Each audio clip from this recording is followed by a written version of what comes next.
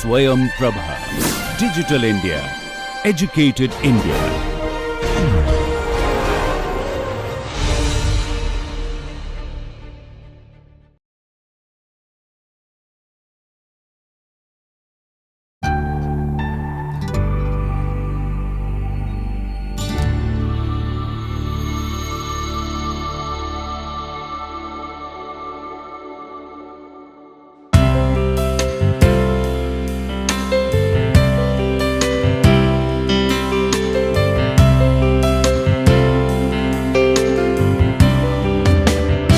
Welcome to lecture 45.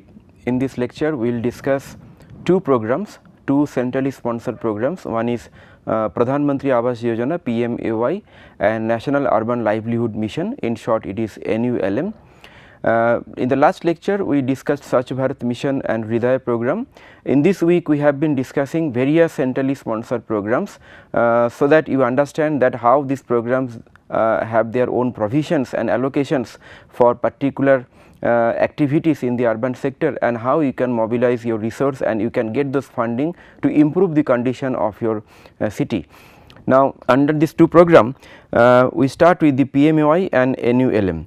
Now, this two program is not the program has been started in last 2 or 3 years back, but the background activities or the activities related to this program is not new. For example, the PMAY is subjected to urban housing. Now, urban housing is not a new new activity by the government of India. After the independence, they have been trying to satisfy the need for the urban housing in many ways.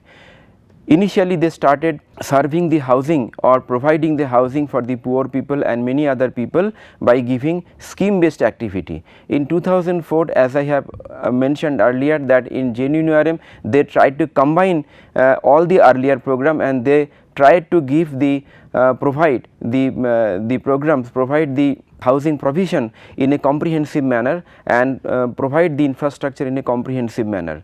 In 2009 they came up with a program called Rajiv Awas Yojana, where for the first time it was aimed to create a framework of planning to prevent the slums by taking some preventive strategy for the slum and to take a curative strategy for the slum. Then in 2014 this PMAY program came. Similarly, the NULM, National Urban Livelihood Mission, this program even though it came in 2014-15, but I tell you another program, that is Swarna Jayanti Shahari Rozgar Yojana, which is another program which was there from the beginning in last few decades, and the objective of this program was to create livelihood job through involvement of the community, involvement of the poor, involvement of the woman member of the family. So, but these two program in a different shape, in a different comprehensive nature, definitely demands a place in current urban sector development, and we need to know each and every aspect of these two programs so that we can get maximum advantage of this program to improve our city. So, let us start with Pradhan Mantri Awas Yojana. So, Pradhan Mantri Awas Yojana it is also termed as Housing for All, HFA. The objective was to achieve housing for all by the year 2022. In 2022 the nation is going to complete 75 years of independence, and this PMAY scheme will bring a Pakka housing for all, that is the target which is mentioned by the ministry. And not only the house, it will have water connection, toilet facilities, 24/7 electric supply and complete access. Then it has 4 component, as I told that mission covers more than 4,000 statutory town, that means almost all the towns is covered by the PMAY scheme, and it has 4 component. One is in situ rehabilitation of the existing slums, credit leak subsidy, affordable housing in partnership and owner led housing. Now, we must discuss these 4 components in little more detail so that you can understand. Before that, let us see the objectives. This already I have told, that water connection, that is the basic services, electricity, water supply and complete access, 2 crore houses to be built. Then target group is LIG, EWS, that is all the urban poors by the year 2022. 2 million non-slum urban poor households are proposed to be covered under this mission. So, that is the broad objective which is taken by the government of India to be achieved by another 10 years or so. So, this is the mission highlights we have mentioned. So, here the SC/ST group is also included apart from the lower income group and economical weaker section. The beneficiary is characterized as the family comprising husband, wife and unmarried children, and the recipient ought not to have any pakka house any place in India. So, that is very important that the beneficiary should not have any already existing houses anywhere in India. That is the eligibility for getting the benefit out of this program. Now, let us see the components in little bit more details. It has 4 verticals. The first vertical says that in situ slum redevelopment. Second vertical says that affordable housing through credit linked subsidy. Fourth vertical is the affordable housing in partnership. Third vertical, fourth is that it is basically beneficiary led or owner led construction of their own house. Now, let us explain one by one. In redevelopment, as you know, the redevelopment is basically developing the whole site after demolition. So, here using land as a resource and with private participation, it is possible if you provide extra FAR, TDR or FSI. Now, the issues in redevelopment project, let me explain little bit that in every slums in our cities, the slums where they are situated, the land is not owned by the slums. Either the land is encroached land, it may be a company land or a industrial land or government land or private land.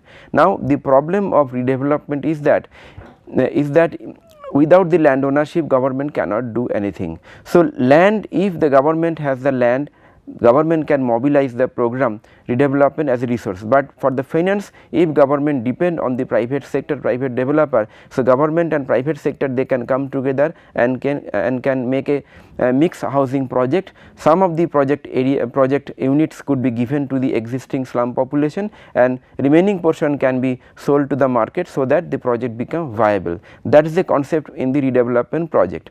If the land is not owned by the government, then the land can be mobilized through the sharing mode with the private or the industrial party through effective negotiation. That is the objective of the in situ slum redevelopment. But in redevelopment project, it needs to be like the local government needs to be very much efficient and effective in negotiation and dealing with the private sector. Then second vertical, which says that credit linked subsidy, basically it is a demand side intervention. It enhances the demand and capacity of the poor people by giving a subsidy not on the price of the house as a product, but giving some subsidy or the assistance in the housing finance or loan in terms of the interest. For example, if you take a housing finance of 10 lakh rupees and every month you are supposed to repay another 10,000. So, every month when you pay EMI, some part of your EMI is your interest amount. So, under this scheme, the amount of the interest will be less, because some part of the interest will be repaid or will be assisted by the government of India. Usually in the current rate of interest, it is 8 to 9% of the interest rate what all the housing finance institutions they are charging, but under this scheme it is about 3 to 4% which ultimately a poor people is going to incur. Now, the eligibility is for EWS, it is up to 3 lakh income, and size of the house will be 30 square meter. For LIG it will be 3 to 6 lakh and the size will be 60 square meter.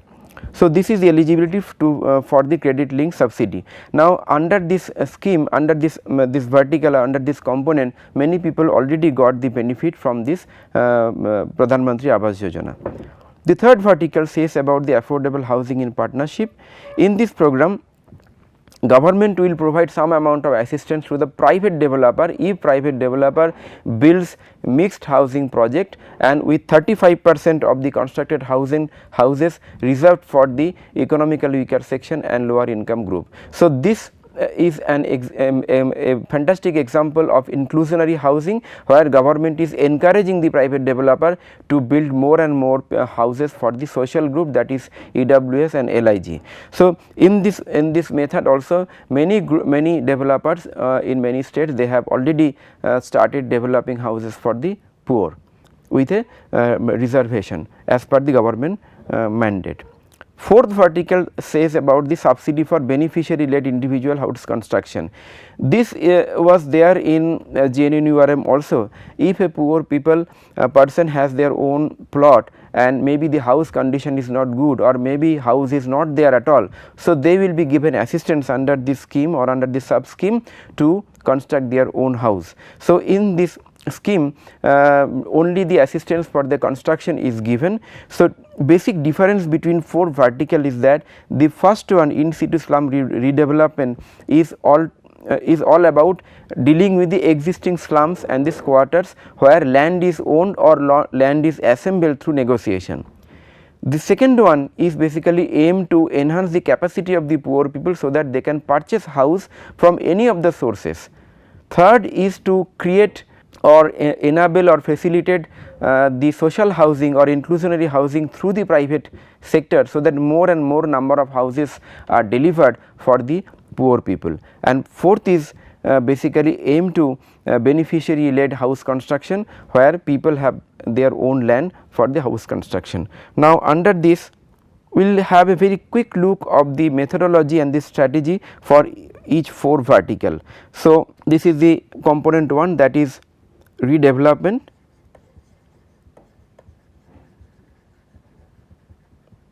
and basic theme of this redevelopment is that land as resource.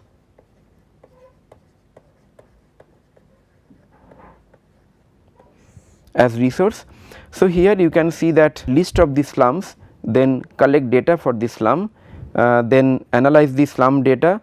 After analyzing the slum data, you will get 2 types of categories. One is untenable slums and tenable slums. Basically, untenable slums are those where slums are living in a very disastrous condition or disastrous situation where you cannot redevelop that project. So, those kind of slums has to be rehabilitated. In tenable slums, maybe the land is not owned by the slums, but land is otherwise a good quality land which is not in a disastrous condition, like not in a river bed or railway lines or under the high tension line. So, those are tenable slum. Now, the next stage after the analysis, the tenable slum could be identified into 2 categories. One is unviable, one is viable. Within the tenable slums, one could be unviable, that is the project is not viable because of maybe the private sector is not interested to finance the project, maybe the land is not available through the from the actual landowner. In the viable slums, maybe the landowner is willing, landowner may be private or public both, or it can be industrial group. Private sector is interested to finance or to invest in the project, and the slum population, they are also agreeing for that project. In that case, it is viable slum, and for viable slum you have to make the project and you will get the funding under that. So, this is the overall framework for the land redevelopment under the land as a resource. So, in this exercise, this only the tenable and viable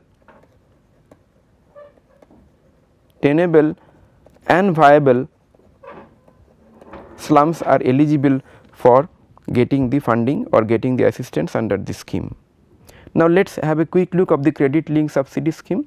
In this credit link subsidy schemes, the individual home loan application is put up in bank, then bank takes a decision on the loan, and then based on the information, the validation of beneficiary is done by the ministry, by the concerned department to the bank, and then then sanction is taken place in the bank. So, it is done through the bank, where the role of the ministry or the role of the department is basically facilitating, and finally it comes to the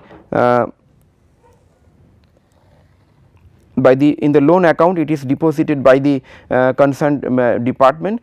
So, in this mechanism you have seen that the loan is applied by the individual in the bank, and the assistance is given by the ministry or the department separately to the bank through the process.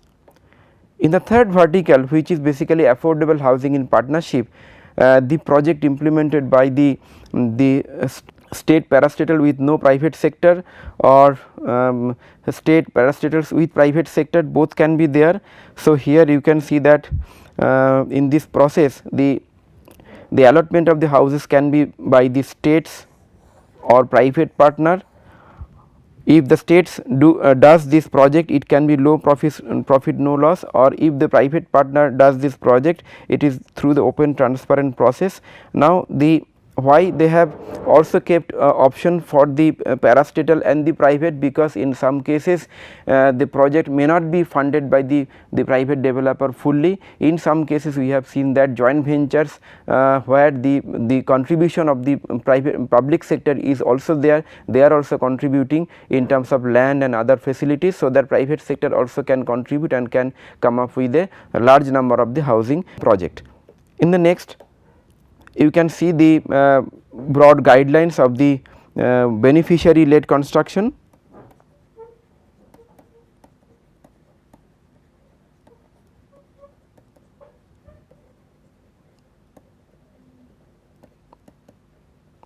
In the beneficiary led construction, just have a look. I am not going to discuss everything in detail. So, here basically beneficiary belonging to slum not being taken up for so this beneficiary should not be included in any of the early verticals under this program, then only they will be eligible for this program for this assistance. So, in the implementation you have to make a plan document called housing for all plan of action, and under that you have to make a list of all slums, collect data of all slums. Similarly, as we discussed earlier, you have to identify the untenable slums and tenable slum. Within the tenable slum, you have to identify the unviable slum and viable slum, and out of the viable slum you have to make the preparation of the housing for all plan of action. So, this is a planning document.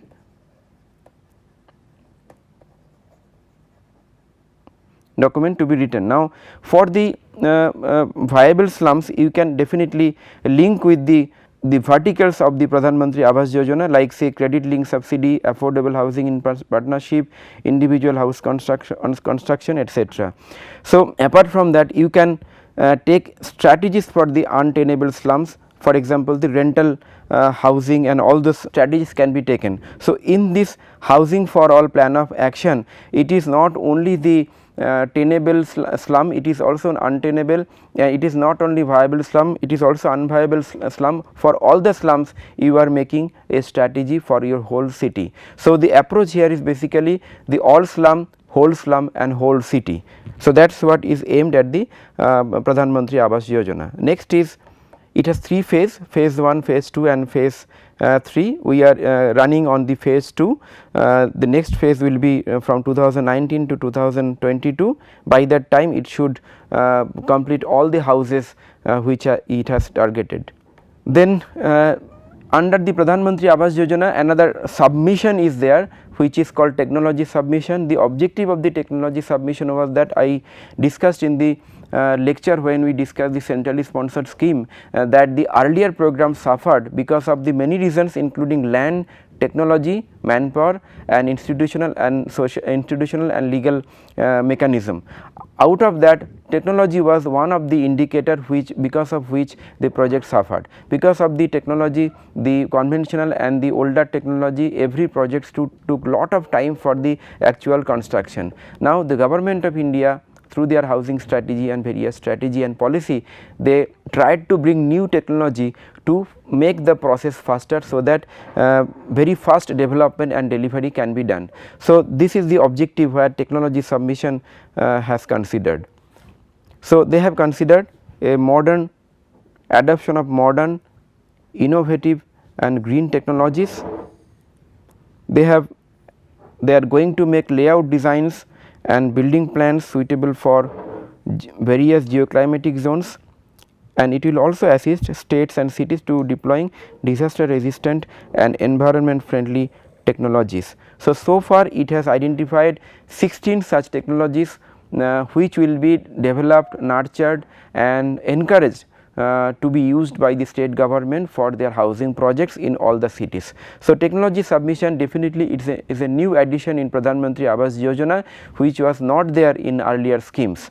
So, and under this technology submission, it has 4 aspects. One is design and planning, innovative technology and material, green buildings using natural resources and earthquake and disaster resistant technologies. So, this is all about the Pradhan Mantri Awas Yojana and technology submission.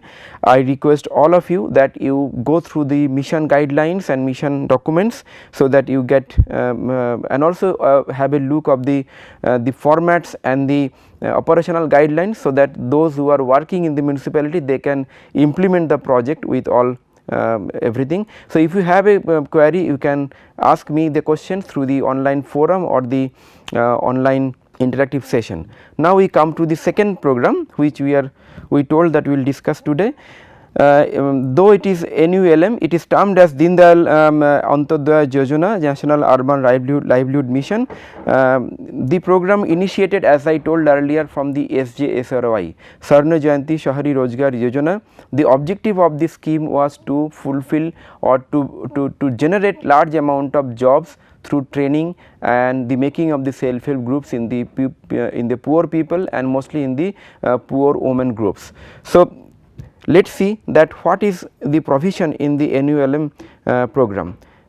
In NULM, this is the all introductory information. I am not going to discuss all this. Next is the vulnerability. Okay. In urban sector, in urban areas or cities, you have vulnerable groups based on the occupational vulnerability. Those does not have jobs and livelihood, or jobs are very much fragile. There are residential vulnerability, those are living in very vulnerable houses, poor houses, kacha houses. There are social vulnerability like the health, social security, education, etc. Now, the NULM program is designed to fulfill or to address the occupational vulnerability.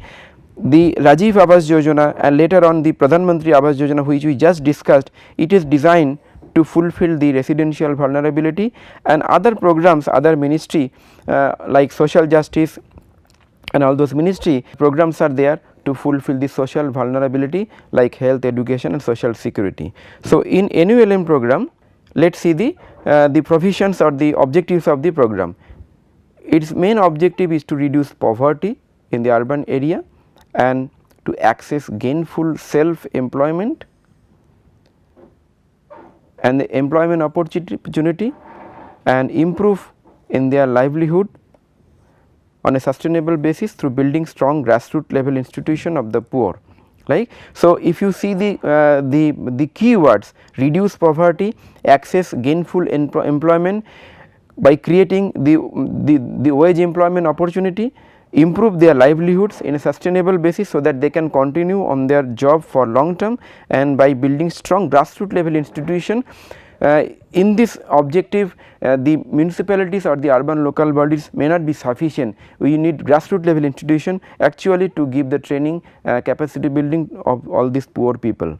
The second objective, it says that the mission would aim at providing shelters for the homeless, because it was found that if the poor people does not have a roof over their head, they cannot work properly. So, shelter and the livelihood, it is closely related, and in earlier cases for the earlier shelter program, we have seen that even if you give the fantastic shelter or fantastic house, they will not accept the house if the livelihood is not fulfilled or they cannot perform the livelihood function. That is why shelter and livelihood, it is to be addressed together in integrated fashion.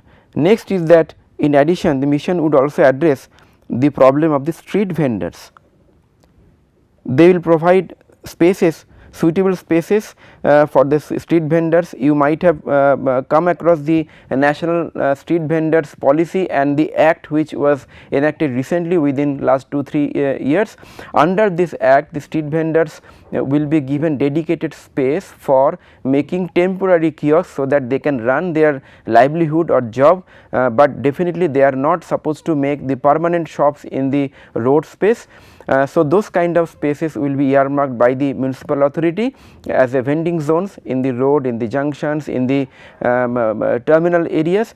Now these street vendors, where from the street vendors come, basically they are coming from the slums, poor areas. So street vendors are also to be integrated under this National Urban Livelihood Mission, and they will be integrated in the credit system, social security system and skills. They are also going to be get the training through the local institutions, and also for accessing the emerging market opportunity. If you give them training and exposure to the market opportunity, they can earn more. We have seen in recent years that because of these activities, even the street vendors, they are gaining more gainful opportunities and the employment and the income, and slowly they will be able to achieve a better shelter, better quality of life. Then some of the mission values are ownership and productive involvement of the urban poor, transparency, accountability, partnerships with industry and the stakeholders, and community self-reliance. So at the end of the mission, the objective is that the community and the individual, they will be self-dependent. They no longer have to depend on the government schemes and the government grants and the benefits. So therefore, through this value system or the mission objectives, they will be self-reliant. That is the core values of this mission.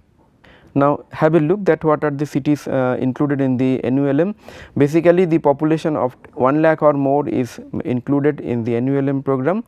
Apart from that, district headquarters will be included. For the northeastern states, some small cities also to be accommodated, because they may not be having 1 lakh population district headquarter. The coverage will be expanded subsequently in the phase 2. So in various phases it is being expanded. So it has 6 sub component. Let us just mention this. One is social mobilization and institutional development. So here the key word is institution development.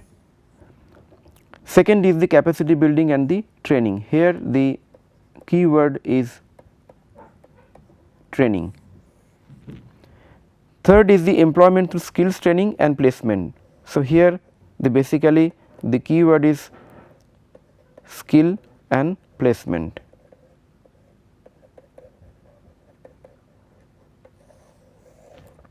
Then self employment program, it is the keyword is self employment.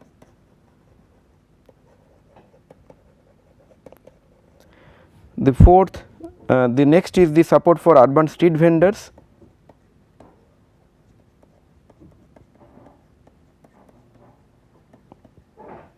And then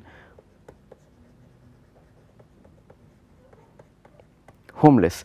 So if you see that all the keywords, you will understand a common thread between that.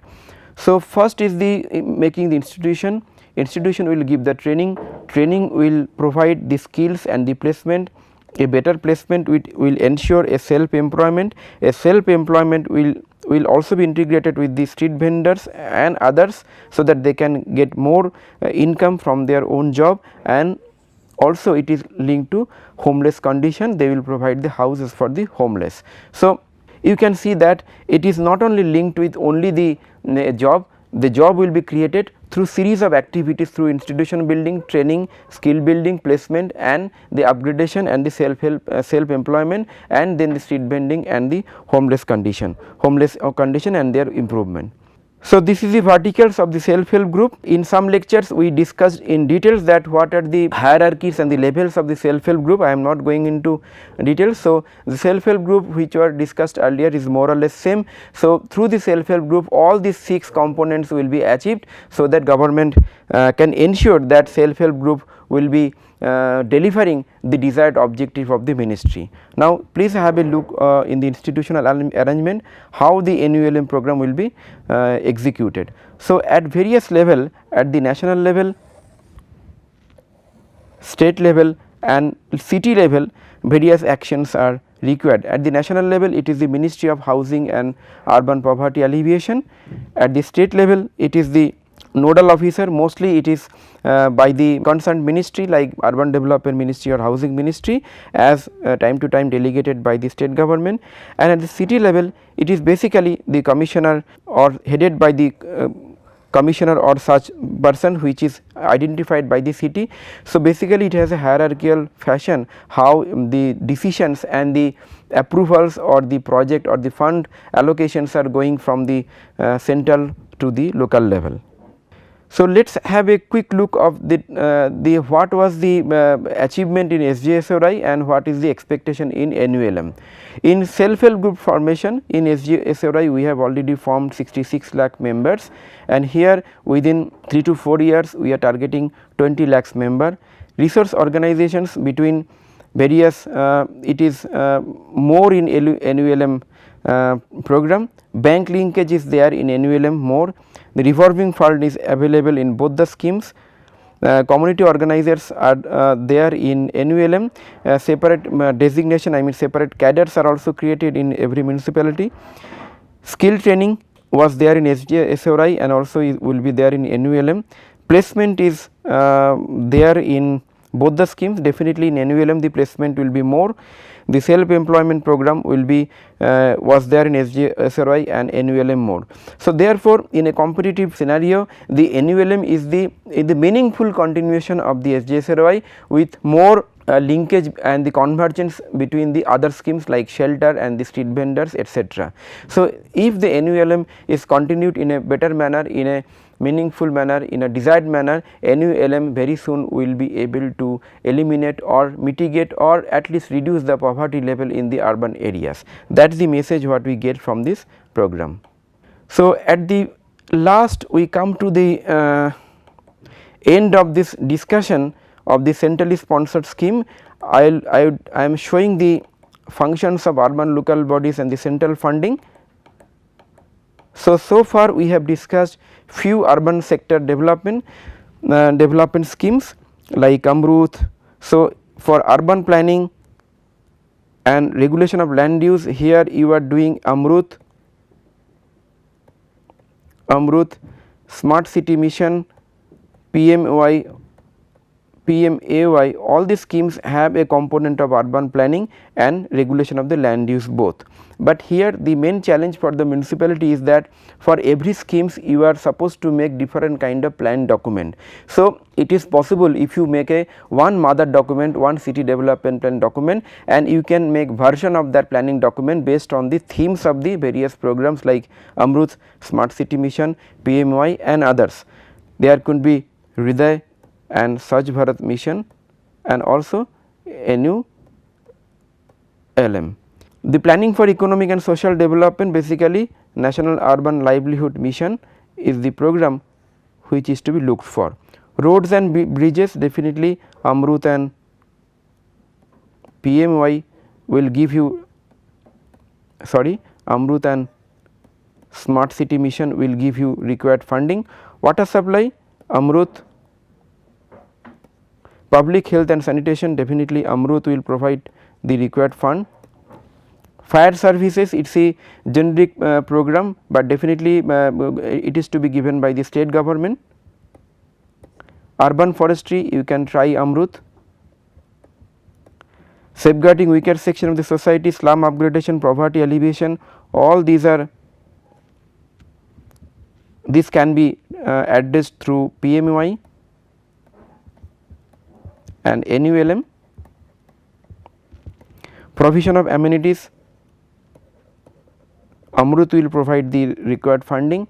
Promotion of culture, yes, up to some extent Amrut and program by the Ministry of Culture.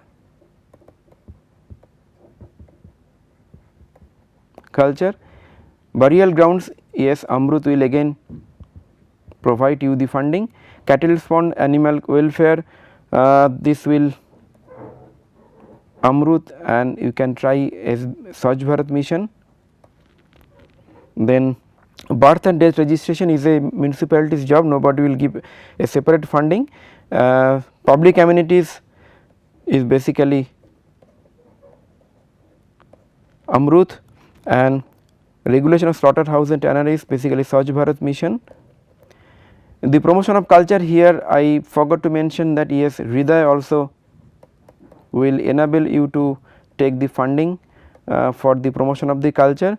So, this is a broad interlinkage between the job of the municipality and the funding source, or the source from the central government, where you will get the adequate fund to implement the program. Now, the major question of this centrally sponsored program is that in many of the cases that funding is there, the fund is allocated, but the programs are not implemented on time, and programs, even if it is implemented, it does not achieve the target, or it does not achieve the desired intention. The main problem of this scenario is that the municipalities, they do not have the adequate skills to monitor the project, to make the proper project plan, to implement the project, and to maintain the quality. It is the basically lack of knowledge and skill on development management and the project management. So, next week we will have a dedicated discussion on the program management, development management, and the project management, how a municipality can develop their manpower who will be equipped with the fundamentals of the project and the development management, so that all these centrally sponsored schemes and other schemes are properly managed and implemented in the municipalities. So, today I just summarize quickly what we discussed. We discussed two schemes today, one is Pradhan Mantri Awas Yojana and National Urban Livelihood Mission. In Pradhan Mantri Awas Yojana, we have discussed that the government of India has been trying to achieve housing for all by the year 2022 by 4 verticals. One is for the slums through the redevelopment mode, one is by giving credit linked subsidy to the beneficiary, third is the affordable housing through the partnership with the private partner, fourth is that giving financial assistance to the individual landowner for constructing their own house. So, through these 4 vertical, Pradhan Mantri Awas Yojana is giving funding and assistance. Not only that, we have mentioned that under Pradhan Mantri Awas Yojana, there is a technology submission. Objective of the technology submission is to achieve, is to bring, nurture and create and encourage new technology, so that the local government or the state government can deliver or can develop and can dispose more housing within the given period of time using the green and disaster resistant technologies.